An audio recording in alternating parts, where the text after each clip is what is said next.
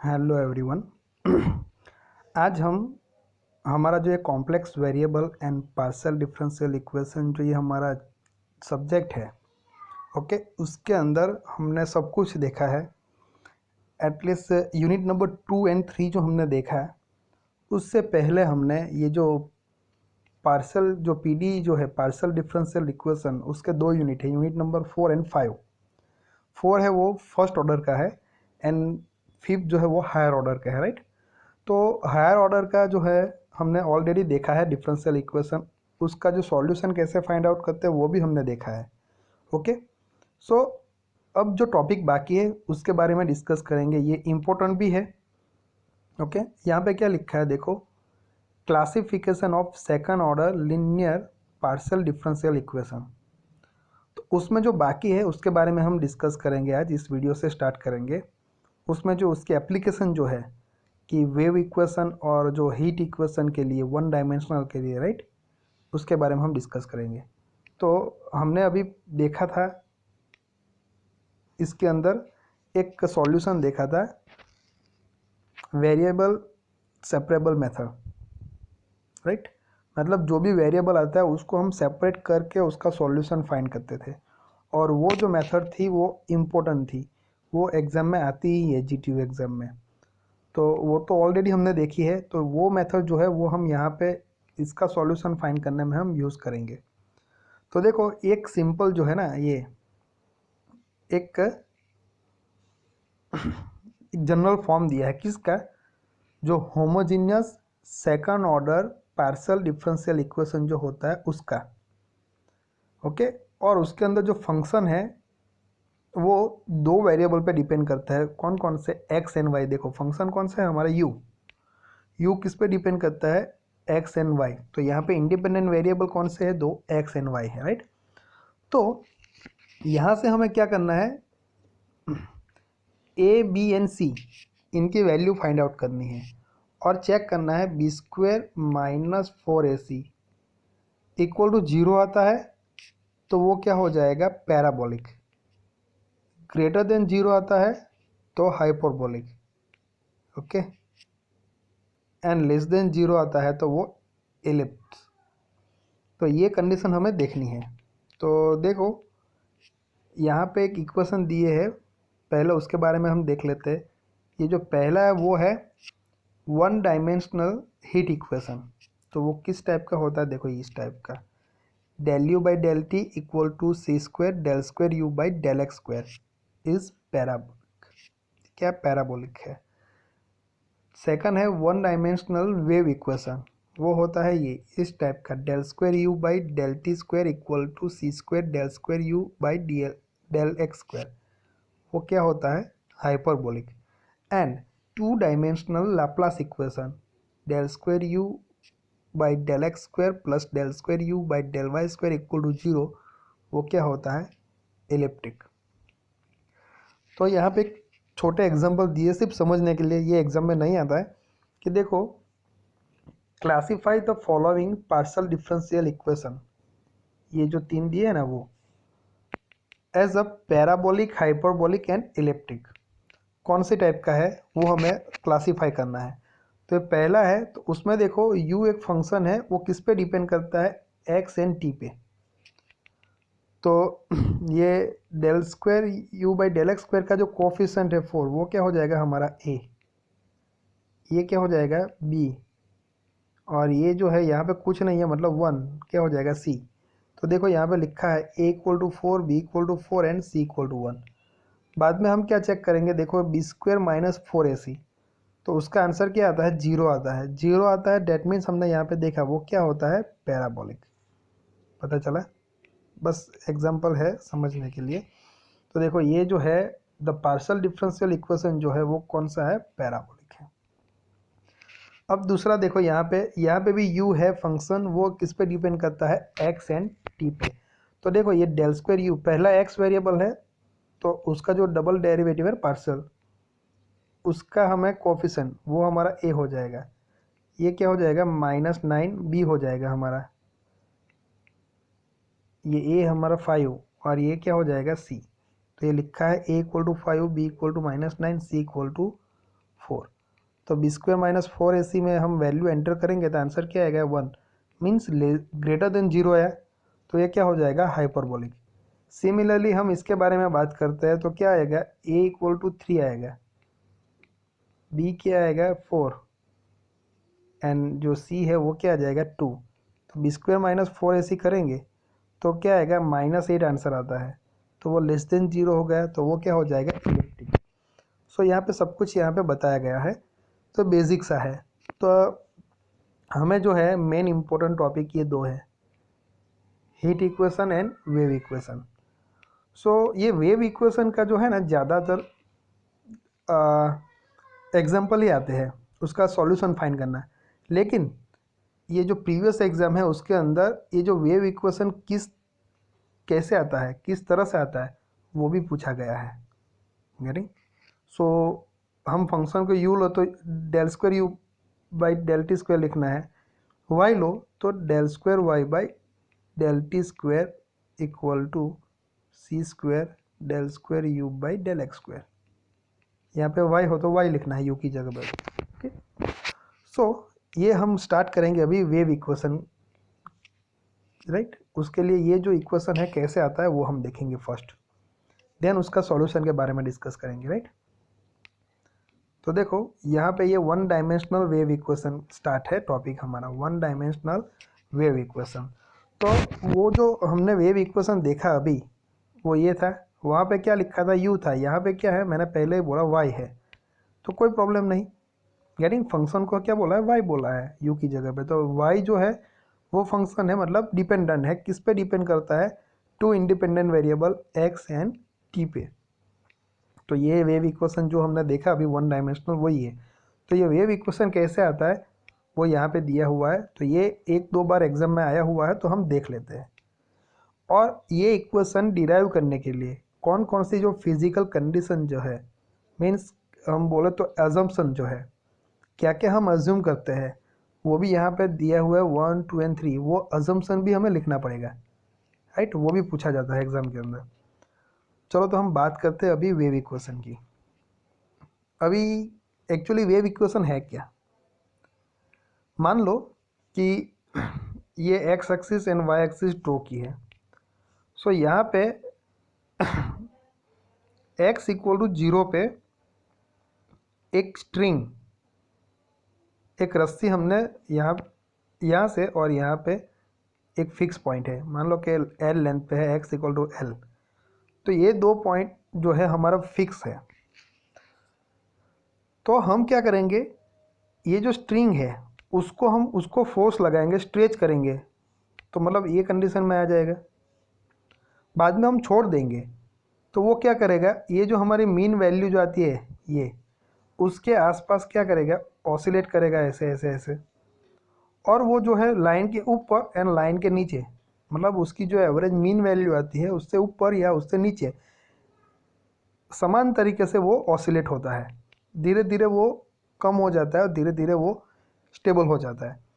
तो ये जो हमें फाइंड करना है, ये डिस्प्लेसमेंट जो होता है ना, ये स्ट्रिंग का ये वेव ऐसे क्या बनता है, जो डिस्प्लेसमेंट होता है, ऑसिलेशन होता है, वो क्या बनता है एक्चुअली वेव बनता है, वेव शेप बनता है। तो उसके लिए हमें यहाँ पे डिस्कस करना है, पता चला। और मेन क्या ढूंढना है सॉल्यूशन में, कि ये जो मीन वैल्यू है रेफरेंस, उसके आसपास जो डिस्प्लेसमेंट होता है ना, कोई भी वैल्यू x ले लो या तो कोई भी टाइम t ले लो, कोई भी x पे, कोई भी वैल्यू x पे या कोई भी टाइम पे, ये जो स्ट्रिंग है या तो हम बोले कि वेव है, वेव का जो डिस्प्लेसमेंट है उसके मीन के अराउंड वो हमें फाइंड करना रहेगा।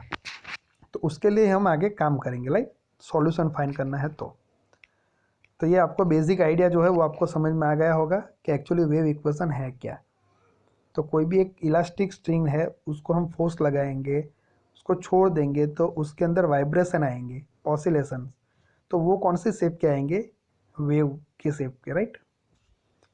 चलो तो हमें क्या करना है यहाँ पे, पहले कंसीडर एन इलास्टिक स्ट्रिंग, हमने जो मैंने बोला वही है, एक स्ट्रिंग को इलास्टिक स्ट्रिंग है, अब उसको हम खींच सकते हैं, stretch to a length L along the x axis, मतलब इसकी जो लेंथ है वो कितनी है, स्ट्रिंग की L है, और उसको स्ट्रेच करना है, राइट। अलोंग तो एक्स एक्सिस पे है, राइट, उसको बंधी हुई है, स्ट्रेच किया है, यहाँ से यहाँ तक एल स्ट्रिंग जो है वो स्ट्रेच की हुई है along the x axis with its two fix end x equal to 0 and x equal to L. मतलब यहाँ पे मैंने बताया ना आपको, ये जो एंड है वो फिक्स है, एक्स इक्वल टू 0 और एक्स इक्वल टू एल, ये दो एंड क्या है हमारे फिक्स है। Now to obtain the deflection, so मैंने जो बोला डिफ्लेक्शन जो होता है ना उसके अंदर, तो वो हमें फाइंड करना है किसका, डिफ्लेक्शन वाई ऑफ एक्सिटी का। तो जो फंक्शन है वो हमारा क्या हो गया, वाई, वो किस पे डिपेंड करता है, एक्स एंड टी पे, at any point x and any time T greater than 0, मतलब टाइम जो है वो 0 से ऊपर। सो एक्स की कोई भी वैल्यू, कोई भी पॉइंट एक्स या कोई भी टाइम टी पे हमें ये जो डिफ्लेक्शन है उसका जो स्ट्रिंग का, वो हमें फाइंड करना है। जो ऑसिलेशन होता है ना वही मीन के आसपास कितना होता है डिफ्लेक्शन या तो डिस्प्लेसमेंट, राइट, वो हमें फाइंड करना है। तो उसके लिए जो अजम्पशन है वो यहाँ पे कौन कौन से वो इंपॉर्टेंट है, आपको याद रखने, लिखने भी पड़ेंगे। आपको बोला जाए कि भाई one dimensional wave equation derive करो, ऑब्टेन करो, राइट, तो आपको पूरी प्रोसीजर बतानी रहेगी। तो पहला अजम्पशन क्या है, the string is homogeneous with constant density rho. String एक होमोजीनियस है और उसकी जो डेंसिटी है वो कैसे कांस्टेंट है, उसको क्या बोला है, rho. The string is perfectly elastic and offer no resistance to bending, मतलब इसकी जो इलास्टिसिटी जो है ना वो अच्छी है, वो कोई रेजिस्टेंस प्रोवाइड नहीं करेगा, इजीली हम उसको स्ट्रेच कर सकते हैं, राइट। थर्ड जो है वो है the tension in the string is so large that the force due to the weight of the string can be neglected. So जो टेंशन होगा स्ट्रिंग के ऊपर वो बहुत बड़ा होगा, तो फोर्स की वजह से जो भी वेट होगा स्ट्रिंग का, राइट, उसको हम क्या करेंगे, निग्लेक्ट कर देंगे, उसको कंसिडर करेंगे नहीं। तो यहाँ पे फिगर में क्या है देखो, consider the motion of the small portion P Q, मतलब ये स्ट्रेच की है स्ट्रिंग, तो मोशन जो है ना ये छोटा सा पोर्शन है वो कंसिडर किया P and Q of a length delta x, उसकी लेंथ क्या ली है, डेल्टा एक्स। तो पी पे हम पॉइंट लिखेंगे एक्स एंड क्यू पे लिखना है तो क्या लिखेंगे, एक्स प्लस डेल्टा एक्स। उसकी लेंथ क्या है, ये जो पोर्शन दिया ना छोटा सा, उसकी लेंथ क्या ली है, डेल्टा एक्स। समझ में आया। तो यहाँ पे बताया नहीं गया है लेकिन मैंने आपको बताया है कि ये जो पी पॉइंट पे पॉइंट हमारा एक्स लेंगे यहाँ पे एक्स एक्सिस पे, और क्यू पे क्या लेंगे हम, एक्स प्लस डेल्टा एक्स। पता चला। चलो अब आगे देखते हैं of the string, since the string produces no resistance to bending the tensions T1 and T2 at points P and Q, मतलब ये पॉइंट P पे टेंशन है T1 एंड Q पे है T2, will act tangentially at a P and Q respectively, right? So ये tension हो गया T1 and T2, assuming that the point on the string move only in a vertical direction। देखो ये important thing है कि हम ये जो स्ट्रिंग को स्ट्रेच करेंगे फोर्स लगा के उसको छोड़ देंगे तो उसका जो ऑसिलेशन होगा एक्चुअली ये वर्टिकल होगा, इस टाइप का होगा, डिफ्लेक्शन जो भी होगा वो। तो हमें यही अज्यूम करना है कि स्ट्रिंग जो मूव होगी तो वो वर्टिकली मूव होगी, हॉरिजॉन्टली नहीं होगी, right. So there is no motion in the horizontal direction, तो हॉरिजॉन्टल डायरेक्शन में कोई मोशन नहीं होगा। मोशन कहाँ पे होगा, ये वर्टिकल ही होगा, okay. Hence the sum of the forces in the horizontal direction must be 0। तो हॉरिजॉन्टल मोशन होगा ही नहीं, तो जो हॉरिजॉन्टल डायरेक्शन के जो फोर्सेस है उसका हम सम करेंगे, वो कितना आएगा, 0 आएगा। तो हॉरिजॉन्टल फोर्सेस कैसे लिखेंगे सम, देखो ये पहला है ये माइनस T1 कॉस अल्फा, मतलब यहाँ की बात है P पॉइंट पे, राइट। तो ये देखो हॉरिजॉन्टल लिखना है तो ये एंगल कितना है, अल्फा है, तो कॉस लेंगे, वर्टिकल होगा तो हम क्या लिखते, साइन। टेंशन है यहाँ पे T1 और एंगल है अल्फा, तो क्या लिखना है, और ये डायरेक्शन है ना, ये अपोजिट डायरेक्शन है, तो minus T1 cos alpha plus इनका क्या आएगा, plus T2 cos beta, angle क्या है, बीटा। ये दोनों जो फोर्स है उसका जो सम है वो आंसर कितना आएगा, हॉरिजॉन्टली मोशन का 0। तो इनको अभी राइट साइड लेके जाओ तो प्लस हो जाएगा। तो क्या लिखेंगे, T1 cos alpha equal to T2 cos beta. दोनों कैसे आएंगे, फोर्स सेम आएंगे लेकिन डिफरेंट डायरेक्शन में आएंगे, तो उसका सम क्या हो जाएगा, जीरो। तो ये दोनों की जगह पे हम क्या अज्यूम कर लेते हैं, कैपिटल T एक कांस्टेंट अज्यूम कर लेते हैं, राइट। वो आगे काम में यूज होगा हमारे लिए। अब ये हॉरिजॉन्टल के बारे में बात की हमने। अब जो मेन हमारा जो मोशन है वो क्या है, स्ट्रिंग का वर्टिकल है, तो उसके बारे में डिस्कस करेंगे। The forces acting vertically on the string are vertical component of the tension at the point P and Q. So point P and Q पे जो वर्टिकल कंपोनेंट हो गए ना टेंशन के, वो हमें कंसिडर करना है। तो उसके लिए क्या कंसिडर किया, देखो, दस the resultant vertical force acting on P Q. जो रिजल्टेंट फोर्स है वो क्या होगा, T2 साइन बीटा।